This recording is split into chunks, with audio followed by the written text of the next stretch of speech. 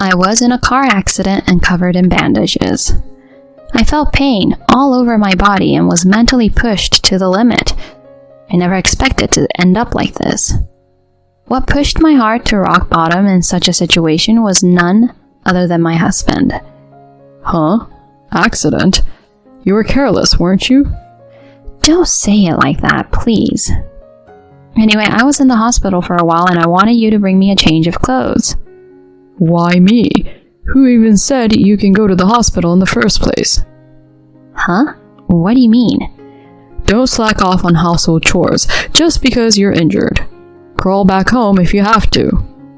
The moment those heartless words were uttered, something that had been holding me back suddenly vanished. I couldn't let it consume my mind and body any longer. It's impossible. I can't bear it. If it has come to this, I have no choice but to resort to my last option.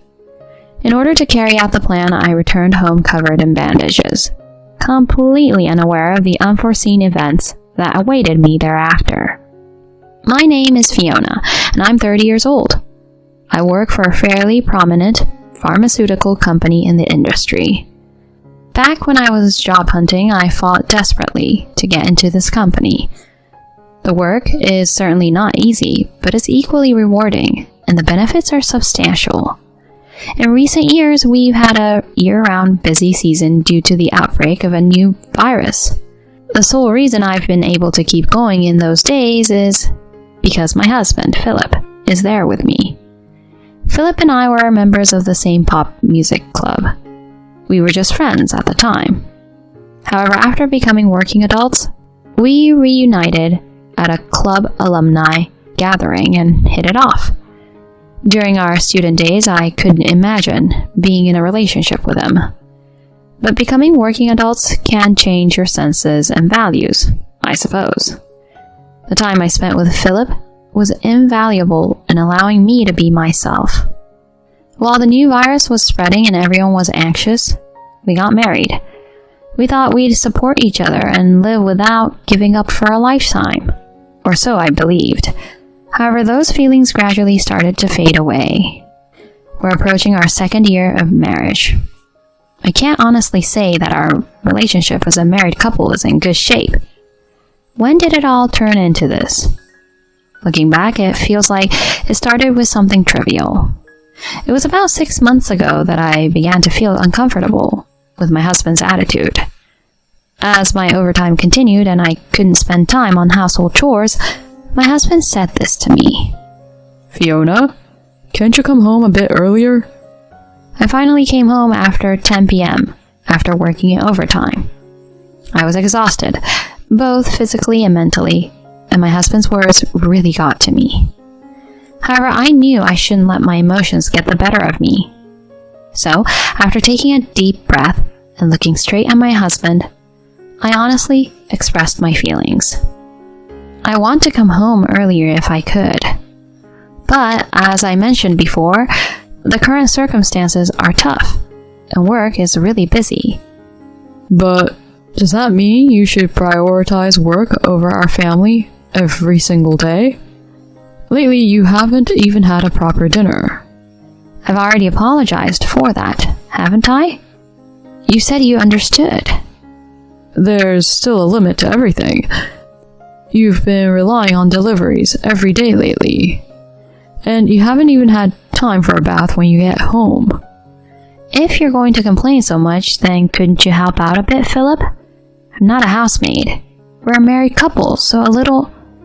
I said that much, and my husband visibly frowned. He glared at me as if my words were somehow wrong. I was left speechless, and my husband continued without mercy.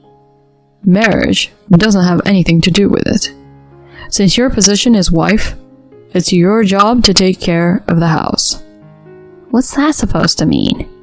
Do you still believe that women should do housework in this day and age? Huh? Of course. Housework is women's work.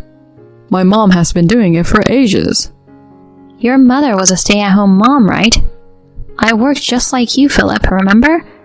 Even so, why would you say something like that? Don't compare yourself to me. You have an easy job in a cushy office. I'm stressed out because I have to scrape by every day. I am indeed shocked by my husband's words. We spend every day together, and he should understand me better than anyone else. I never expected to hear such things. Philip, is that really how you see me? I thought you understood that I'm working hard every day. Rather than anger or sadness, I felt an inexplicable frustration welling up. In the midst of daily intense work, my husband, who should prioritize me, was pushing me away. This incident marked the beginning of a gradual deterioration in our marriage. But the hard work never calmed down, and that made my husband even more angry. Every time I came home from work, Philip would get sarcastic with me.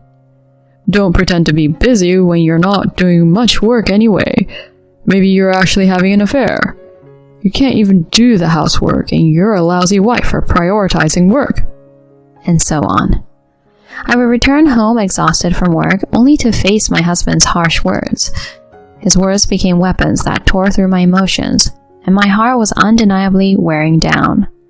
The other night, on my day off, I was asleep without an alarm from the hard work I've been doing every day. I would wake up to the sound of my husband yelling at me.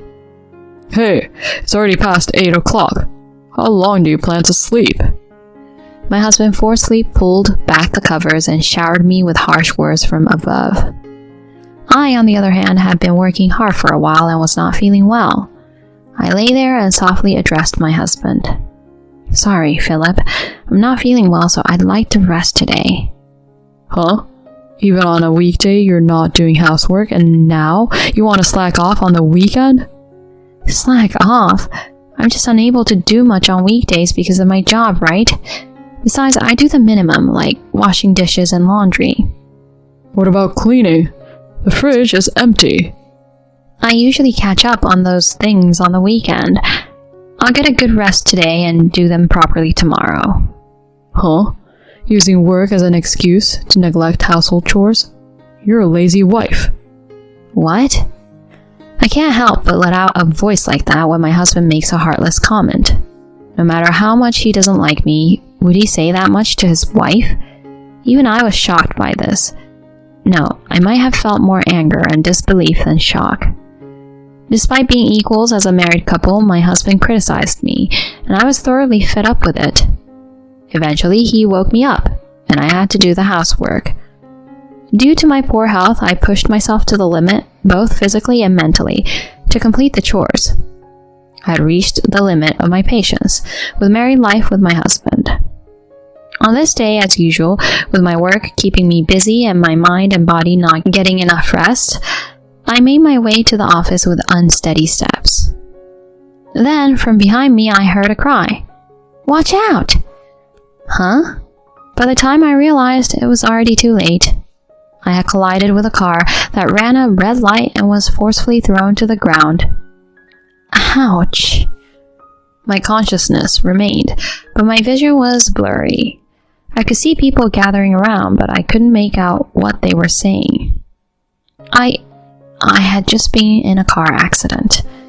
As I calmly pondered this, my vision grew darker. Amid fading consciousness, I felt like I could hear an ambulance siren in the distance. After a while, when I woke up, I found myself in a hospital bed. Looking around, I realized I was in a hospital room. A nurse was informing the attending doctor about the situation.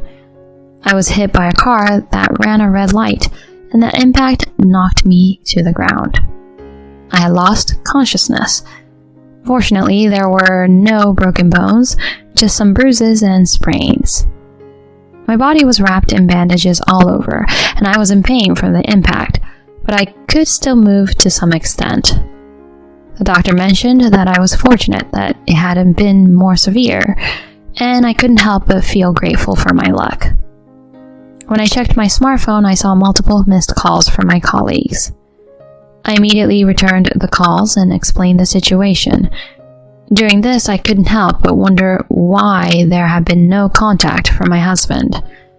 Normally, in the event of an accident, wouldn't one expect family to be informed? When I asked the nurse, she reassured me that they had already contacted my husband. So why hadn't he reached out to me even once? Checking my phone, I saw that it was already past 7 p.m. My husband should have finished work and been home by now. Could it be that there was some mix-up and the notification had gone to someone else? Otherwise, there's no way my husband wouldn't have contacted me. After all, his wife was in an accident. Telling myself this, I called my husband. After a few calls, I hear my husband's blunt voice saying, "What the hell?" He may not have known about the accident, I thought, and I quickly broached the subject. You know, I'm actually in the hospital right now. Oh, you had some kind of accident, didn't you? Huh? I received a call during the day, honestly, causing trouble for others. My husband's words make my head spin. The fact that he knew about my accident left me in shock. What does this mean? He knew I had an accident and yet he didn't come to the hospital or even contact me?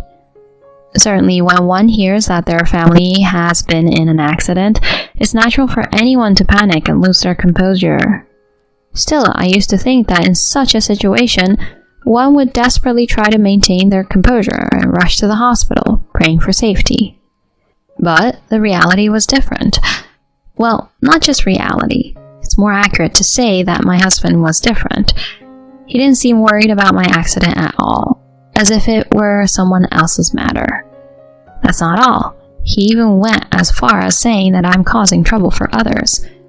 Certainly, my accident must have caused inconvenience in various ways. But it's not solely my fault.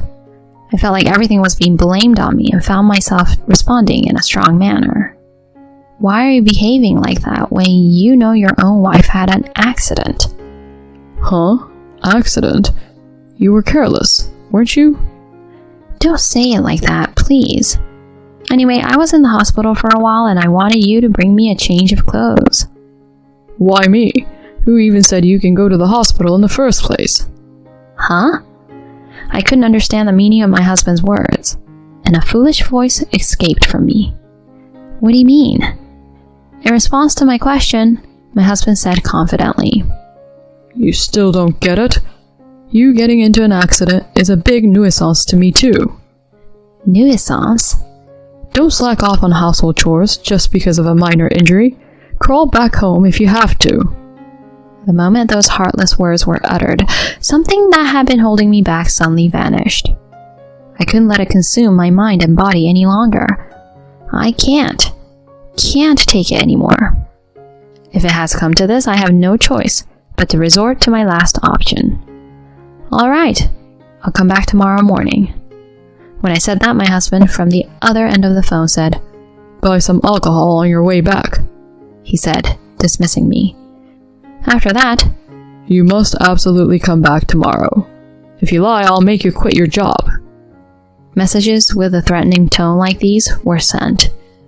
I was thoroughly fed up with him, as he seemed to think only of himself and not of my well-being. I had been considering divorce for a while, so I had packed my belongings to some extent to be prepared for whatever happened. I explained my situation to the doctor and convinced them to discharge me. Of course, they tried to stop me, but if I didn't end it now, I would regret it for the rest of my life. On my way home, I got a divorce agreement from the courthouse. Since I was wearing bandages, people's stares were painful. But I couldn't afford to care about that now. With my whole body throbbing in pain, I finally made it to the front door. Suddenly, my smartphone made a notification sound. Come back by early afternoon. It was a message from my husband, even though he said that I had already arrived in front of the house. I inserted the key and opened the front door. Inside, there were a few surprising people standing there. Huh? Why? The people standing there was my husband's parents. Due to the outbreak of the new virus, I hadn't seen them for a while, making this a reunion after about 2 years. Puzzled and standing still in that moment, my mother-in-law said, "Oh, Fiona, what's up with that bandage?" Huh? Oh, actually, I had an accident yesterday. An accident? And it was just yesterday? Are you okay? Normally, shouldn't you be staying in the hospital longer? Well... I glanced briefly at my husband, who was glaring at me with an intense expression. He probably didn't want his parents to find out that he had forced me to return. In the past, I might have chosen not to say anything to avoid upsetting my husband, but now, it was different. I had already decided on divorce, so I no longer cared about my husband's feelings. I took a deep breath and confessed everything to my in-laws. Dad, Mom, I'm getting a divorce from Philip. Upon hearing those words, not only my in-laws but also my husband opened their eyes wide and exclaimed, Huh? Fiona, what's happening all of a sudden? My mother-in-law asked me with a bewildered expression. At that moment, I took out the divorce agreement form I had obtained and slowly began to speak. For the past 6 months, our married life has been nothing but suffering. Despite both of us working, I've been burdened with all the household chores.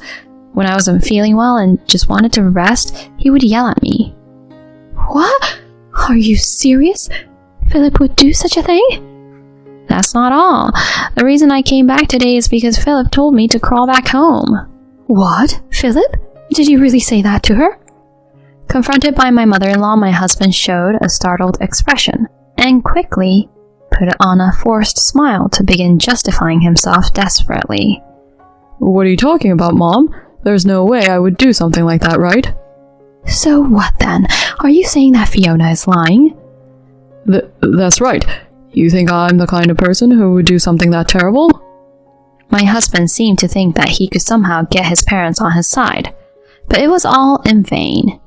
I opened the messages that my husband had sent me last night and showed them to my in-laws. As they looked at the smartphone screen, their faces quickly turned bright red. You? What have you done? As a man, as a human being, this is unforgivable. You've become a disgrace. My father-in-law grabbed my husband's collar and shouted. My usually reserved father-in-law was getting emotional, and it was the first time I had ever seen him like this. With my husband frozen and unable to say anything, my father-in-law coldly stated, Fiona is a strong person. I've refrained from interfering in your marital issues, but this time I can't stay silent. A scumbag like you has no right to be Fiona's husband. Get a divorce quickly. What are you saying, Dad? Shouldn't you be defending your son in a situation like this? Don't play around. Is there any reason for me to defend you? You've caused enough suffering to Fiona, and it's embarrassing as a parent. You're no longer a part of our family. You scum. Never show your face again. Wait, Dad. Even though my husband pleaded, his father paid no attention. In that moment, I packed my things. My father-in-law graciously allowed me to move into an apartment he owned. My father-in-law owns several properties. The apartment we now live in actually belongs to my father-in-law. He had been subsidizing the rent up to this point, but due to this incident, my husband was being evicted. He was disowned and would have to manage on his own income, which wasn't exactly a generous salary. My husband even had to pay me alimony for emotional distress. Of course, I've hired a lawyer and the divorce proceedings are underway. I just need a little more patience until I'm done with him. My husband was very emotionally damaged by this incident, leading to repeated unauthorized absences from work.